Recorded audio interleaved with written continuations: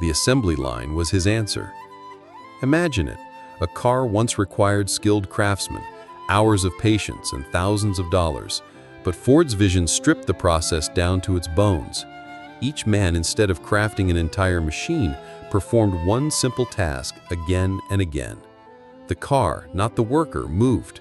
From station to station, piece by piece, a skeleton of steel became flesh.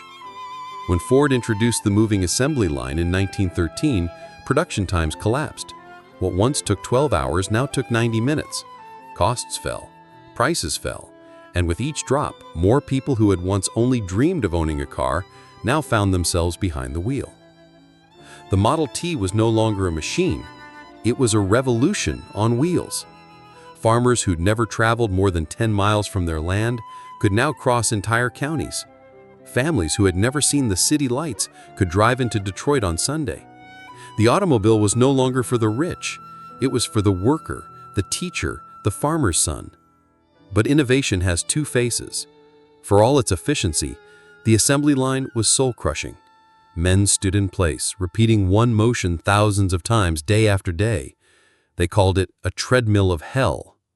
Turnover rates soared. Ford could build cars faster than ever before, but he couldn't keep workers in the factory. By the end of 1913, he faced a crisis, an assembly line without men to run it. Henry Ford had changed machines. Now he would have to change men. January 5, 1914.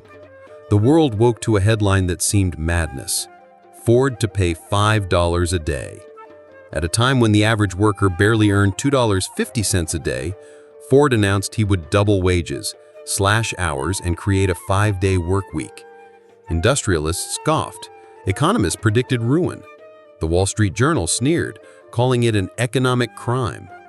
How could a company survive by giving workers more and demanding less?